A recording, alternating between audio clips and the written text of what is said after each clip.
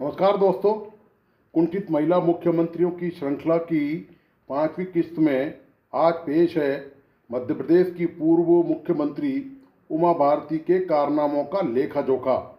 कभी सेक्सी सन्यासिन और कभी फायर ब्रांड नेता जैसे तमगों से नवाजी गई पूर्व मुख्यमंत्री और केंद्रीय मंत्री रही उमा भारती भाजपा के इतिहास में ऐसी अकेली नेता रही हैं जिसका भाजपा स्थायी इलाज नहीं कर सकी। तुरंत मिजाज और बिगड़े बोलों ने उमा भारती की छवि ऐसी बना दी कि कब किसके लिए क्या बोल जाएं कुछ नहीं पता। उमा भाजपा के लिए गले की फांस साबित हुई हैं। देश में उमा भारती ऐसी अकेली नेता रही हैं जिसे कभी बाहर करना पड़ा तो कभी पार्टी को वापस लेना उनकी मजबूरी बन गई। इस बिगड़े मिजाज वाली पूर्व मुख्यमंत्री के विवादों की लंबी फेहरिस्त है। उमा भारती ने साल 2011 में गुजरात के विकास मॉडल को पाखंड करार दिया था और नरेंद्र मोदी को विनाश पुरुष कहा था। उन्होंने कहा था कि गुजरात में न तो राम है और न रोटी। उमा भारती ने स्पष्ट किया था कि उन्होंने ये टिप्पणियां तब की थी जब वे पार्टी से निष्कासित थी। 2011 में बीजेपी में वापसी के बाद से वे नरेंद्र मोदी और गुजरात मॉडल का समर्थन करती रही हैं। टाइम्स नाउ चैनल और समाचार एजेंसी पीटीआई को दिए एक इंटरव्यू में उमा भारती ने कहा था कि लोकप्रियता के आधार पर गुजरात के मुख्यमंत्री नरेंद्र मोदी को प्रधानमंत्री पद का उम्मीदवार नहीं माना जा सकता। उन्होंने कहा कि भीड़ खींचने की क्षमता आपको प्रधानमंत्री पद का उम्मीदवार नहीं बनाती है। उन्होंने कहा था कि बहुत सारे लोगों को बैठकर ये फैसला करना होगा कि कौन प्रधानमंत्री पद का दावेदार होना चाहिए। राम मंदिर आंदोलन के दौरान बीजेपी की फायर ब्रांड नेता और मध्य प्रदेश की पूर्व मुख्यमंत्री भारती को मीडिया और कुछ राजनीतिक हलकों में सेक्सी सन्यासिन का लेबल का तमगा दिया गया था। 1990 के दशक में राम मंदिर आंदोलन के समय उमा भारती अपने ओजस्वी भाषण शैली, गेरुआ वस्त्र और युवा उम्र के कारण काफ़ी चर्चा में थी। उस समय के विदेशी मीडिया और कुछ भारतीय प्रकाशनों में उनके आकर्षण और सन्यासिन के रूप में जीवन को मिलाकर यह शब्द इस्तेमाल किया गया था। 1997 में इंडिया टुडे को दिए एक इंटरव्यू में उमा भारती ने स्पष्ट किया था कि उन्हें यह लेबल बिल्कुल पसंद नहीं था। उन्होंने इसे प्रशंसा के बजाय एक दुर्व्यवहार के रूप में देखा। उन्होंने कहा था कि कुछ महिलाओं को ऐसा वर्णन पसंद आ सकता है लेकिन मुझे नहीं। 1 मई 2004 को भोपाल के रविंद्र भवन में एक किताब का विमोचन था। इस कार्यक्रम में देश के पूर्व प्रधानमंत्री चंद्रशेखर, भाजपा प्रदेश अध्यक्ष कैलाश जोशी, संगठन मंत्री कप्तान सिंह और गोविंदाचार्य बैठे थे। तभी एकाएक उमा मंच पर पहुंची और अपने व गोविंदाचार्य के निजी संबंधों पर बोलने लगी। उमा भारती ने कहा कि 1991 के लोकसभा चुनाव के बाद गोविंदाचार्य ने मुझसे विवाह करने की इच्छा प्रकट की थी, पर यह बात जैसे ही मेरे बड़े भाई स्वामी लोधी को पता चली तो उन्होंने तत्काल प्रस्ताव को खारिज कर दिया। एक साल बाद 17 नवंबर 1992 को मैंने संन्यास ले लिया। उमा के इस बयान के बाद हॉल में एक असहज चुप्पी छा गई। संघ को भी उनका बड़बोलापन रास नहीं आया। इंटेलिजेंस ब्यूरो के पूर्व जॉइंट डायरेक्टर M.K. धर ने अपनी एक किताब ओपन सीक्रेट में लिखा था कि राष्ट्रीय स्वयंसेवक संघ ने उमा भारती और गोविंदाचार्य को विवाह नहीं करने की इजाज़त नहीं दी थी। M.K. धर लिखते हैं कि उमा भारती ने कई बार उनकी पत्नी को बताया था कि वह गोविंद से शादी करना चाहती हैं और संघ के शीर्ष नेतृत्व से मंजूरी मिलने के बाद वह सन्यासी का रूप त्याग देंगी। किताब के अनुसार गोविंदाचार्य और उमा भारती अक्सर साथ ही उनके घर पर आते थे। उमा भारती गाड़ी चलाकर गोविंदाचार्य को साथ लाती थी और सब साथ में खाना खाते थे। इसी तरह उमा भारती ने 24 मई 2013 में अंग्रेजी पत्रिका द वीक को दिए एक इंटरव्यू में कहा था कि वह गोविंदाचार्य से प्यार करती थी, मैं उनसे शादी भी करना चाहती थी, मैं उनका हर जगह पीछा करती थी और मुझे लगता था कि वह भी मुझसे प्यार करते हैं। हालांकि उन्होंने मुझे कभी इस बारे में नहीं बताया। संघ के सरसंघ चालक रहे भाऊराव देवरस ने इस बारे में मुझसे बात की थी और कहा था कि जनता और देश के लिए मुझे शादी नहीं करनी चाहिए, इसलिए मैंने शादी करने का ख्याल ही दिल से निकाल दिया। साध्वी जब मध्य प्रदेश में मुख्यमंत्री बनी तो एक्शन पैक मोड में उन्होंने काम करना शुरू किया। तब प्रमुख सचिव RS सिरोही ने खाली खजाने का हवाला देते हुए मंत्रिमंडल के सामने ही योजना को लागू करने से मना किया तो उन्हें अपने पद से हाथ धोना पड़ा। उमा भारती के CM रहते चाय की दुकान खुलवाने का एक किस्सा बड़ा ही मशहूर है। एक बार उमा के जनता दरबार में एक शख्स पहुंचा जिसने अपना नाम दसमू राम बताया। जब CM उमा ने समस्या पूछी तो वह बोला, दीदी बेरोजगार हूँ। उमा ने चाय की दुकान खोलने की सलाह दी। दसमू राम ने तुरंत पूछ लिया, कहाँ खोलें दीदी। इस पर उमा ने तुरंत अपने एक अधिकारी को बुलाया और आदेश दिया कि कल से CM हाउस के गेट नंबर 6 के बाहर दसमू राम चाय की दुकान चलाएंगे। राज्य में बेरोजगारी का आलम इस कदर था कि उमा को जनता दरबार बंद करना पड़ा। एक परेशान ऑफिस सेक्रेटरी ने अपनी पत्नी को उमा से विनती करने के लिए भेजा क्योंकि उसे डर था कि उमा उसे अपशब्दों की बौछार कर देगी।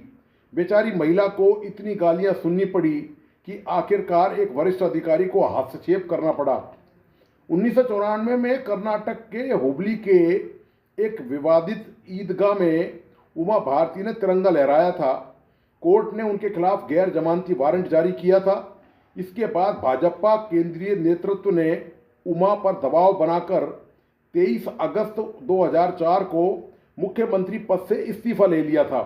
जब उमा भारती ने इस्तीफा दिया तो उनके बदले मुख्यमंत्री पद के लिए पार्टी की पसंद शिवराज सिंह थे, लेकिन उमा ने अपने सबसे भरोसेमंद बाबूलाल गौर को CM बनवाया। उमा को लगा था कि जब वह जेल से छूटकर आएंगी तो गौर पद छोड़ देंगे। CM पद की शपथ दिलाने से पहले उमा भारती ने CM हाउस में बने 21 देवी देवताओं के मंदिर में बाबूलाल गौर को गंगाजल हाथ में लेकर शपथ दिलाई कि जब वह कहेंगी तब गौर इस्तीफा दे देंगे। हालांकि जब उमा ने कहा तब गौर ने इस्तीफा नहीं दिया। बाबूलाल गौर करीब 16 महीने तक CM पद पर रहे। उमा ने भाजपा मुख्यालय में LK आडवाणी के साथ एक अविस्मरणीय बैठक में खुलकर बहस की और बैठक से वॉकआउट कर दिया। 10 नवंबर 2004 को भाजपा ने उमा भारती को पार्टी से निलंबित कर दिया था। दिसंबर 2004 में आडवाणी से माफ़ी मांगने के बाद उनका निलंबन रद्द कर दिया गया, लेकिन बाद में जब वे फिर से मध्य प्रदेश नेतृत्व के खिलाफ बागी तेवर अपनाते हुए शिवराज सिंह चौहान को CM बनाने का विरोध कर रही थी तो दिसंबर 2005 में उन्हें पार्टी से निष्कासित कर दिया गया था। साल 2006 में उमा भारती ने नई पार्टी भारतीय जनशक्ति पार्टी का गठन किया था।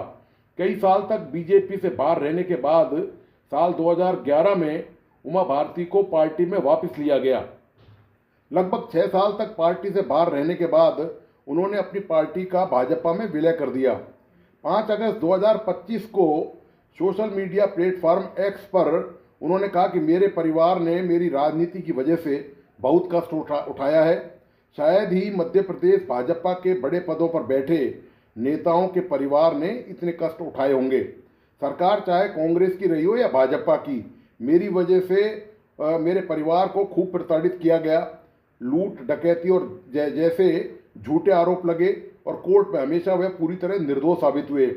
मेरे भाइयों की संतानें मेरी छवि की चिंता की वजह से स्वयं जितनी योग्यता रखती थी उतनी तरक्की नहीं कर पाए। मेरे एक भाई के बेटे राहुल को टिकट देना परिवार पर कोई एहसान नहीं था, पार्टी की मजबूरी थी। पूर्व मुख्यमंत्री ने कहा कि जो पोस्ट मैंने किया था उसका एक एक शब्द सही है। मेरे एक भाई को नगर पालिका अध्यक्ष से हटा दिया गया, एक भाई ने VRS ले लिया। मध्य प्रदेश की पूर्व मुख्यमंत्री भारती नौकरशाही पर तगड़ा तंज कसते हुए उन्होंने कहा कि आपको गलतफहमी है कि ब्यूरोक्रेसी कुछ नहीं होती है, चप्पल उठाने वाली होती है, चप्पल उठाती है हमारी। हम लोग ही राजी हो जाते हैं उसके लिए, क्योंकि हमें समझाया जाता है कि आपका बहुत बड़ा चक्कर पड़ जाएगा। पूर्व केंद्रीय मंत्री आगे कहती है कि आपको क्या लगता है ब्यूरोक्रेसी नेता को घुमाती है? नहीं नहीं, अकेले में बात हो जाती है पहले और फिर ब्यूरोक्रेसी फाइल बनाकर लाती है। अप्रैल 2026 को उमा भारती ने नेपाल में कार्यक्रम में आरक्षण पर कहा कि जब तक राष्ट्रपति, प्रधानमंत्री और मुख्य न्यायाधीश के परिवार के लोग गरीब परिवारों के बच्चों के साथ एक जैसे सरकारी स्कूलों में नहीं पढ़ेंगे, तब तक कोई भी माई का लाल आरक्षण नहीं छीन सकता। उनके इस बयान ने मध्य प्रदेश और केंद्रीय भाजपा के लिए एक जटिल स्थिति पैदा कर दी। उन्होंने 2022-23 में मध्य प्रदेश में बीजेपी सरकार की शराब नीति पर सवाल उठाए और कई बार खुद शराब की दुकानों पर पत्थरबाजी और विरोध प्रदर्शन किया। राज्य के पूर्व मुख्यमंत्री कमलनाथ द्वारा राज्य में हनुमान मंदिर बनाए जाने के संबंध में पूछे गए सवाल के जवाब में भारती ने कहा कि भगवान राम और हनुमान की भक्ति पर बीजेपी का कॉपीराइट नहीं है। उन्होंने बीजेपी सांसद प्रज्ञा सिंह ठाकुर के विवादित बयान का समर्थन किया कि हिंदुओं को घर में हथियार रखने चाहिए। उन्होंने यहाँ तक कि भगवान राम ने भी वनवास के दौरान हथियार नहीं छोड़ने का संकल्प लिया था। उन्होंने कहा कि हथियार रखना गलत नहीं है, लेकिन हिंसक विचार रखना गलत है। उमा भारती ने इंदौर में दूषित पानी पीने से मौतों पर अपनी पार्टी की राज्य सरकार और प्रशासन पर गहरी नाराजगी जताते हुए कहा था कि ये महापाप है और शर्मनाक बताते हुए दोषियों को कड़ी सजा देने की मांग की थी। भारती ने कहा था कि दूषित पानी से लोगों का मरना शासन, सरकार और व्यवस्था पर एक बड़ा कलंक है। उन्होंने इसे पाप बताया और जिसके लिए घोर प्रायश्चित की आवश्यकता बताई। मध्य प्रदेश के टीकमगढ़ शहर के व्यस्त सिविल लाइन रोड पर प्रशासन द्वारा की गई अतिक्रमण हटाने की कार्रवाई के खिलाफ पूर्व मुख्यमंत्री भारती ने सिविल लाइन स्थित अपने निवास के बाहर उसी सड़क पर ठेला लगाकर पोहा जलेबी बेचकर अपना विरोध जताया था। 12 अप्रैल 2026 को झांसी रेलवे स्टेशन पर पंजाब मेल के छूट जाने पर भारती के समर्थकों ने चेन पुलिंग कर दी। ट्रेन लगभग 5 मिनट तक स्टेशन पर रुकी रही। उमा भारती ने आरोप लगाया कि ट्रेन अपने निर्धारित समय से पहले रवाना हो गई थी। रेलवे अधिकारियों ने दावा किया था कि ट्रेन समय पर थी और सभी यात्रियों को सूचित किया गया था। 1992 में बाबरी मस्जिद के विध्वंस मामले में आपराधिक साजिश का मुकदमा 28 साल तक चला, जिसमें लाल कृष्ण आडवाणी, मुरली मनोहर जोशी और उमा भारती सहित सभी 32 आरोपियों को 30 सितंबर 2020 को सीबीआई की विशेष अदालत ने बरी कर दिया। अदालत ने सबूतों के अभाव का हवाला देते हुए विध्वंस को सुनियोजित नहीं बल्कि अचानक हुई घटना माना था। तो ये दोस्तों पूरा ब्यौरा है उमा भारती के संबंध में कि किस तरह उमा भारती अपनी पार्टी के शीर्ष नेतृत्व, पूरे संगठन को नाकों चने चबवाती रही हैं और उसके बावजूद भी उनकी तलखी, उनके तेवर, उनके तौर तरीकों में कोई खास अंतर नहीं आया। तो दोस्तों, आपको आज का विश्लेषण कैसा लगा प्लीज़ अपने लाइक एंड कमेंट के साथ बताइए। इस वीडियो को अपने दोस्तों और परिजनों को जरूर शेयर करें। मेरा तमाम दोस्तों से आग्रह है कि प्लीज़ इस यूट्यूब चैनल को लाइक करें, सब्सक्राइब करें और बेल आइकॉन का बटन जरूर दबाइए। धन्यवाद, नमस्कार।